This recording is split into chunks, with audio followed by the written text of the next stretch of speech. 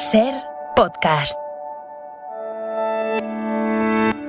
¿Qué tal? Soy Jordi Fábrega, escuchas Hora 25 de los negocios. Hoy analizamos las consecuencias que ya se notan de la subida de tipos del Banco Central Europeo. We raised the three key ECB interest rates by 75 basis points today and expect to raise interest rates further.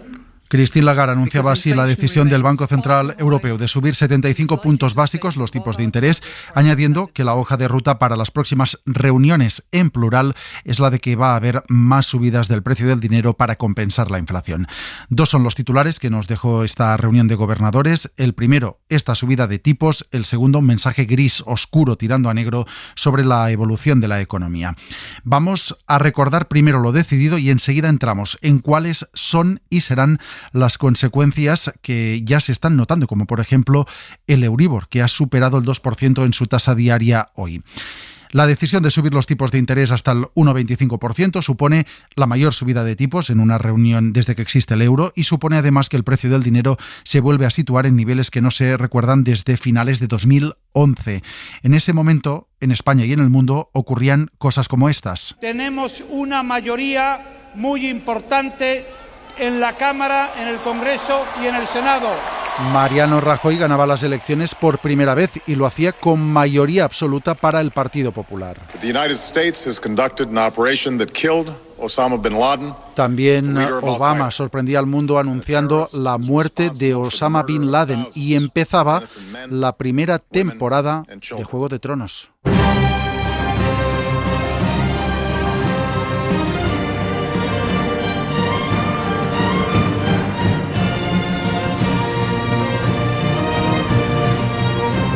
Todo esto ocurría en 2011, que fue, como decimos, la última vez en el que los tipos de interés estuvieron en el 1,25%. Desde entonces hemos pasado por más de una década de tipos de interés en niveles bajísimos, hasta que la inflación que estamos sufriendo ha obligado a volver a subir el precio del dinero hasta esas cotas superiores al 1%.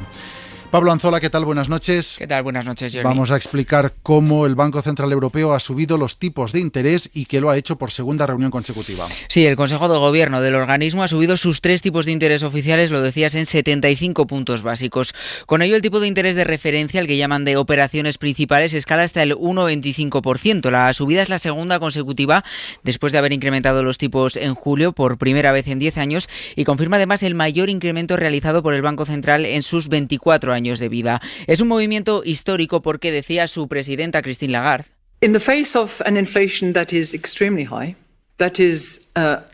que la inflación es extremadamente alta, persistente y que eso exige tomar medidas con decisión. De hecho, el Consejo de Gobierno espera seguir incrementando tipos de interés en las próximas reuniones para moderar la demanda, dice, y proteger el entorno económico ante el riesgo de una inflación persistente. Esta decisión de subir los tipos de interés se acompaña, de hecho, más que se acompaña, se basa en unas nuevas previsiones económicas que ennegrecen el pronóstico que teníamos hasta ahora. Los economistas de esta institución lo que apuntan es a que la inflación no bajará al 2% hasta por lo menos 2024. Eso en el escenario central, porque incluso en el escenario más severo, en 2024 la inflación estará por encima de esos niveles. También apuntan los nuevos números que el crecimiento económico, especialmente para los meses que nos quedan de año y los primeros de 2023, será muy, muy escaso, Pablo.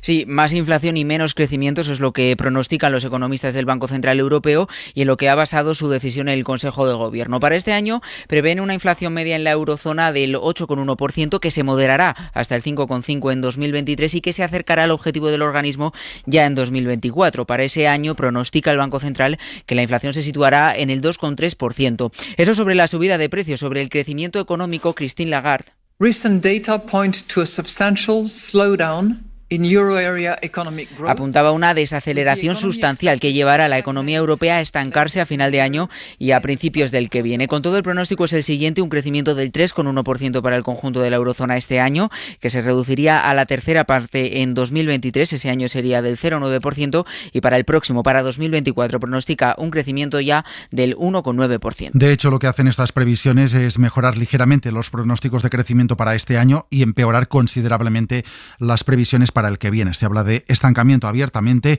y de un crecimiento inferior al 1% en el conjunto del año. We know that we are entering a autumn in an unprecedented situation of uncertainty. El comisario europeo de Economía, Paolo Gentiloni, reconocía hoy que estamos entrando en unos meses de incertidumbre. Very low unemployment, but on the other side, with this inflation, con una inflación muy alta que nos puede llevar incluso a una recesión.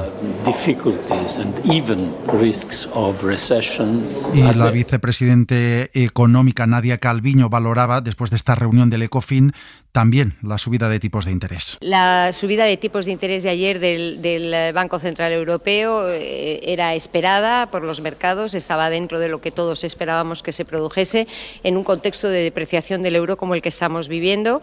Hemos visto pues los argumentos del Banco Central, hemos visto también las reacciones políticas. Vamos a los efectos prácticos de estas subidas sobre las familias, sobre las empresas y sobre los gobiernos. La primera de estas consecuencias la hemos visto muy claramente hoy, con el Euribor superando el 2% en su dato diario por primera vez en 13 años. Carlos Sevilla. ¿Qué tal? Buenas noches. El Euribor diario rompe la barrera del 2%, un nivel que no alcanzaba desde el 3 de marzo de 2009. En concreto, el Euribor ha cerrado hoy en el 2,015% tras subir una décima en las últimas 24 horas. El incremento es consecuencia directa de la subida de tipos de interés que anunció ayer el Banco Central Europeo y supone un paso más en la escalada de este indicador, que empezó el año en terreno negativo y que desde entonces ha empezado a subir hasta superar hoy ese 2%. El dato que tenemos hoy es el diario, no el que se utiliza para actualizar las hipotecas, que es el de la media de todo el mes, pero ya permite apuntar que las cuotas de los créditos que se tengan que revisar basándose en el Euribor de septiembre sufrirán un incremento mayor que los últimos meses. En agosto, la subida del Euribor ya encareció las hipotecas más de 120 euros al mes. Es el efecto más directo e inmediato de lo acordado por el Banco Central Europeo, porque subir los tipos de interés supone que los créditos cuestan más, porque el interés que nos pide el banco será más alto y esto afecta especialmente a las hipotecas, porque hay que recordar que el tipo de interés oficial condiciona el Euribor, porque más del 80% de las hipotecas variables en España están referenciadas a este Euribor. Es de lo que hablan María Matos, directora de estudios y portavoz de Fotocasa, y Juan Villén, de Idealista. En una hipoteca media de unos 150.000 euros, el encarecimiento podría ser de unos 120 euros al mes, lo que supondría unos 1.400 euros a mayores al año. Está teniendo un impacto por ahora en el volumen de nuevas solicitudes de hipotecas.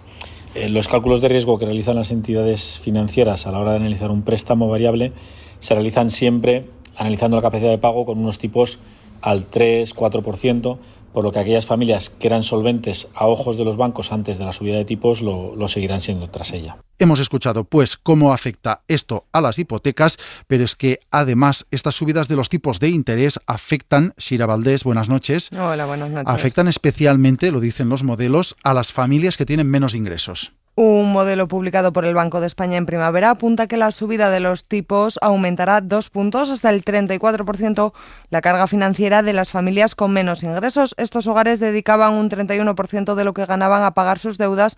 Con la subida de tipos pasarán a dedicar más del 34% y en cambio el impacto entre los más ricos es casi inexistente. Los que están en los 2 quintiles de renta más alta apenas lo notarán. Sobre empresas, ¿cuál es el impacto? Pues muy parecido, porque los créditos, como decimos, van a ser más caros, de manera que los planes de expansión, de inversión, de compra, pueden frenarse, reducirse o aplazarse. Y sobre los gobiernos también tiene efectos la subida de los tipos de interés, especialmente para aquellos que tienen más deuda pública, porque toda la nueva deuda que se ponga a la venta a partir de ahora, en las subastas del Tesoro, por ejemplo, va a ser más cara. De hecho, ya lleva también todo lo que llevamos de año encareciéndose. Todo esto lo que hace es que se tenga que destinar más dinero que hasta ahora o que el año pasado a pagar esos intereses de la deuda. Estas son algunas de las consecuencias inmediatas en nuestras hipotecas, en nuestros créditos y en nuestras deudas de una decisión que busca precisamente eso, reducir el consumo. Vamos a analizar estas decisiones, sus consecuencias. Lo vamos a hacer con Santiago Carbó, catedrático de la Universidad de Granada y director de estudios financieros del Centro de Análisis de Funcas. ¿Qué tal? Buenas noches. Hola, muy buenas noches. Decíamos que el Banco Central ha optado por la vía más agresiva de las que se manejaban, es lo que esperaban la mayoría de expertos. ¿Será suficiente con esta subida? Bueno, ella misma ya ha apuntado y en la declaración que ha hecho el Consejo que va a seguir en los próximos meses, por tanto no es suficiente. Sí que da una señal de que, lógicamente, están dispuestos a subir los tipos de interés de una manera mucho más marcada de lo que estaban haciendo hasta ahora y de hacerlo continuamente, lógicamente para ser creíbles en ese proceso de lucha contra la inflación que están en este momento, ¿no? Y yo creo que por lo menos debería servir para dar una señal de que el Banco Central Europeo está siguiendo la senda de otros países para controlar la inflación. Nuestros oyentes se pueden preguntar cómo es que una institución como el Banco Central Europeo, en un momento en el que nos hablan de posible recesión, con inflaciones muy altas, encima ahora nos sube el precio del dinero y por lo tanto nos encarece las hipotecas. ¿Qué explicación se le puede dar para que entienda la importancia de estos movimientos? Bueno, yo creo que es cierto que la situación que parece y la sensación que tenemos todos, los sentimientos, es de que estamos en un momento muy difícil. Pero vamos a ver, hay una inflación que una buena parte la genera la energía, pero hay otra parte que la genera el propio comportamiento de la economía, que tiene un cierto sobrecalentamiento, aunque parezca mentira, pero realmente es así. ¿Por qué lo digo? Porque el mercado de trabajo está con un desempleo mínimos en la eurozona. Uh-huh. No, en nuestro país no tanto, pero en nuestro país tiene unas tasas de desempleo, podemos decir, pues bastante bajas comparados con los últimos 10 años, ¿no? Entonces, lógicamente el Banco Central Europeo tiene que intentar atajar esa parte de la inflación que explica un exceso de consumo. Es difícil para algunas personas que quizás, lógicamente, se apretan el cinturón, poder entender ese concepto, pero el conjunto de la economía, con un crédito tan fácil, tan barato, incluso con tipos cero y negativos, pues lógicamente se expande mucho más que si hay una cierta restricción. Es decir, la restricción es 1,25, es decir, no estamos hablando de ninguna tipo de interés del 3 o el 4, ¿no? Y entonces, lógicamente va a atajar no aquella parte de la inflación que viene de la energía, pero va a intentar atajar que esa parte que viene de una demanda, podemos decir, algo sobrecalentada después de la pandemia, pues que al menos no se encuentre con un crédito tan generoso y tan fácil. Dice el Banco Central que el objetivo es ese, bajar la inflación. ¿A partir de cuándo o de qué nivel de tipos de interés se tendría que empezar a notar efectos en la inflación de estas subidas de tipos?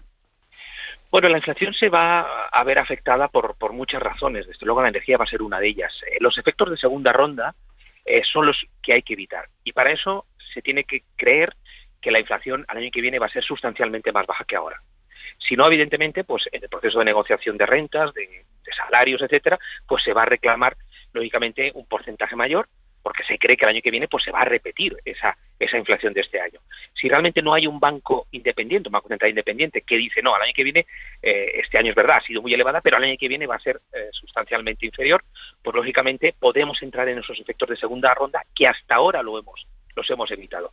Recuerden que son los efectos de segunda ronda, es decir, cuando se inicia la inflación, pues lógicamente cuando se produce la negociación colectiva, la negociación de salarios, de rentas, de las pensiones, etcétera, pues se reclama pues casi una compensación por todo lo que ha sido la inflación.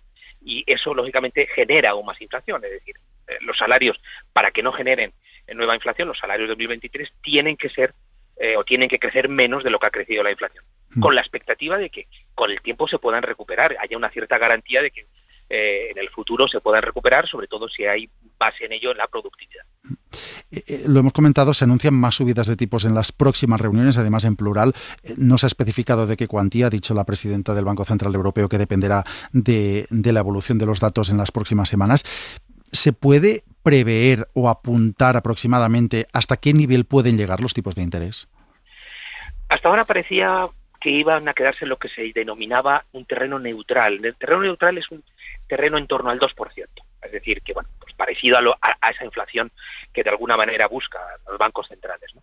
Pero parece que ahora va a superarse ese porcentaje. Es decir, no sabemos si se quedará en el 2,25, 2,5 o incluso más, ¿no?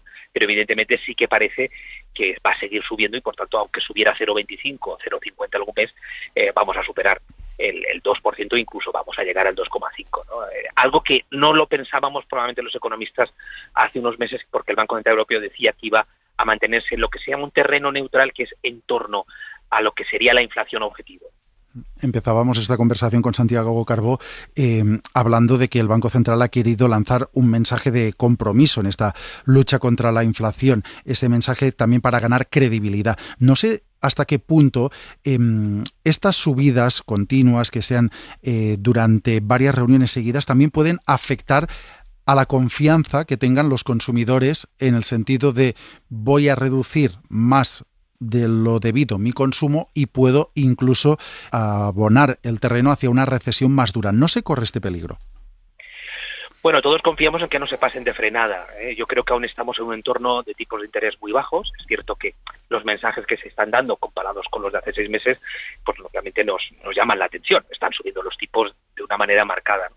Pero yo creo que la economía en este momento sigue teniendo bases sólidas, independientemente de las incertidumbres con el gas, con la energía, pero se ha seguido creciendo. Es decir, el verano al final no ha sido tan malo ni en producción industrial ni en otros aspectos. Por ejemplo, en España se beneficia del turismo, sobre todo del turismo europeo, que ha sido fuerte y parece que seguirá algo fuerte, al menos en otoño. Entonces, en ese contexto, pues la verdad es que esperemos que no se pase de frenada. Yo no creo que vaya a llegar tan lejos como la Reserva Federal, que probablemente hasta que no vea la recesión, pues en Estados Unidos quizás no paren, ¿no? Aquí probablemente podamos tener 1, 2, 3 meses más de subidas marcadas, evalúen antes de final de año y a partir de ahí, pues lógicamente, pues decidan si continúan o no. Y yo creo que en ese terreno de 1, 2, 3 meses de subidas, creo que no se hace el daño suficiente a la economía real que todo el mundo teme, ¿no? Yo creo que el daño puede venir más por el gas ruso y por otras razones que por esta subida de los tipos de interés, aunque sea más incómodo en materia financiera porque hay más restricciones financieras hoy que hace unos meses. Pues Santiago Carbó, gracias una vez más por el análisis, por ayudarnos a entender las implicaciones de esta decisión del Banco Central Europeo. Buenas noches. Buenas noches, Jordi. Vistas pues las decisiones del Banco Central, sus primeras consecuencias en forma de subida del Euribor y las perspectivas que tenemos por delante, vamos ahora a buscar la lectura de las bolsas.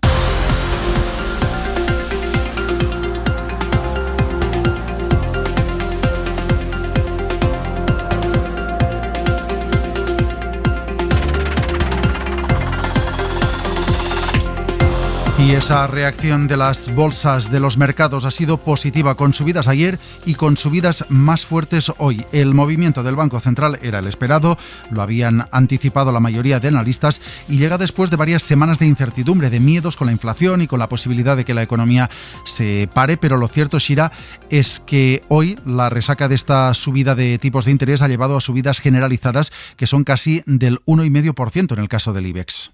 Prolongan el rebote en los principales parques europeos y tras las tímidas subidas con que cerraron ayer suman hoy en torno a un 1,5%. Aquí el IBEX se anota también un 1,5%, cierra también la semana con signo positivo, suma un 1,3% en el acumulado y recupera el nivel de los 8.000 puntos que perdió hace 2 semanas. Se queda exactamente en los 8.033. En el resto del continente sube especialmente Milán, que avanza un 1,9%. Londres es el más rezagado y aún así sube un 1,2%. Y estas subidas tienen como claros protagonistas a los bancos, que ya fueron ayer los que tiraron hacia arriba de las bolsas y hoy han destacado con subidas importantes. Sí, de los 6 valores que más suben, 5 son bancarios y todos se anotan un 3,5% más. El sexto es Grifols, que de hecho encabeza los avances con un 5%. Pero si miramos las últimas 2 sesiones, vemos que la subida de tipos del BCE ha llevado a la mayoría de los bancos a subir más de un 10%. Solo el Banco Santander, con algo más de un 6%, y BBVA, con en torno a un 8%, se quedan por debajo de los 2 dígitos. En la parte negativa de la tabla hoy, pocos valores, fundamentalmente energéticos, tras conocer que los Estados miembros de la Unión Europea han acordado nuevas líneas de actuación para hacer frente a la crisis energética, entre las que se incluye un tope a la remuneración de las renovables. Solaria cierra como el farolillo rojo, a casi un 2%. Víctor Álvar González es director de estrategia y socio director de Nextest Finance. ¿Qué tal? Buenas noches. ¿Qué tal? Muy buenas noches. Acabamos la semana con el camino claro, marcado por el Banco Central Europeo y con subidas ayer y hoy en las bolsas. ¿Es ya el momento para que los mercados empiecen a despegar después de estas semanas de incertidumbre? Todavía van a necesitar más gasolina. Ahora mismo, de hecho, lo único bueno es que las malas noticias, porque esto no es una buena noticia para las bolsas, es decir, subir los tipos de intereses, subir los costes de financiación de empresas y particulares, y como tal per se no es una buena noticia, pero lo que es una buena noticia, primero, que el mercado ya lo tenía asumido, es decir, que ahora estamos en un momento en que lo importante es saber cómo el mercado asimila esas malas noticias para ver dónde está tocando fondo. La mentalidad que tiene que tener ahora el inversor es más bien de hasta cuándo llega el momento, dónde está el momento en el que las bolsas han descontado todas las malas noticias, porque al final este negocio va de comprar barato y de comprar en los puntos más bajos, y ese punto bajo lo vamos a detectar, que no es fácil evidentemente, viendo cuándo el mercado ya ha descontado las malas noticias. Por lo tanto, no es una buena noticia para las bolsas, es una buena noticia que se lo hayan tomado bien, porque se ve que lo tienen descontado. Quien se lo ha tomado bien son los bancos, lógicamente son los más beneficiados por esta subida de tipos, pero no sé hasta qué punto son un valor en el que pensar ahora para invertir. Lo mismo, desde un punto de vista de timing, al final el mercado es el que manda, el mercado en su conjunto, y no hay valor bueno si el mercado en su conjunto tiene que bajar y todavía no está claro cuál es el fondo del mercado, si el fondo está ya aquí o está un poco más abajo. Lo que sí es cierto es que quien está mirando a medio o largo plazo, quien mira un año vista, 6 meses, un año vista, no te quiero decir si son 2 o 3, el sector bancario, para entonces, cuando se hayan normalizado las cosas, que aunque parezca mentira, las cosas se normalizan y hasta pues se producen cambios como que se vaya, digamos, superando la dependencia energética de Rusia y estas cosas, cuando eso ocurra, las cuentas de resultados de los bancos habrán doblado o triplicado su margen como consecuencia de la normalización de los tipos de interés. Por lo tanto, en el corto plazo es muy difícil establecer el momento adecuado. Mirando a largo plazo, comprar sector bancario, eligiendo bien, a lo mejor también no es tanto el europeo, es más el norteamericano, pero comprar el sector bancario aprovechando la normalización de los tipos de interés, que es tan importante para sus márgenes, como has mencionado, es sin duda una buena idea. Al margen de la banca, pensando a largo plazo, ¿en qué otro sector o en qué otro nicho es un buen momento para pensar? Cuando las cosas van muy mal es el momento de hacerse un buen plan de pensiones con los mejores valores del mundo. Es decir, que la oportunidad de comprar con descuentos del 20, del 30%, las mejores compañías mundiales normalmente están más en Norteamérica que en Europa, son oportunidades únicas. Tenemos caídas como esta que estamos teniendo ahora este año, del 20 y pico % de los índices. Hemos tenido desde 2008 2 o 3, creo recordar. Todas han sido grandes oportunidades de compra, sobre todo de comprar calidad. Es muy sencillo, es como si hubiera rebajas. En este caso, yo no sé, creo que en las rebajas normales los productos de marca no suelen estar rebajados. Pero en la bolsa tienes una ventaja, que los productos de marca, las acciones de Apple, las acciones de Microsoft, las acciones, en fin, de las mejores compañías europeas y norteamericanas o asiáticas, se ponen de rebajas, y ese es aquello en lo que no te equivocas. Lo dije con vosotros, aquí lo mencioné hace ya más de un mes, cuando se tocaron los mínimos de junio, y ahora estamos un poco más arriba, pero sigue siendo una buena idea. A través de fondos de inversión es muy fácil hacerse con las mejores marcas del mundo sin complicarse mucho la vida y con costes muy bajos. Pues Víctor Álvar González, Next Step Finance, gracias por su análisis una vez más en Hora 25 de los negocios. Muchísimas gracias a vosotros.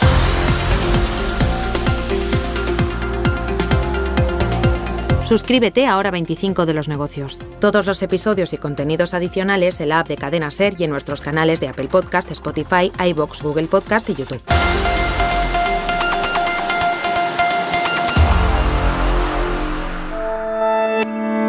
Cadena SER. La radio.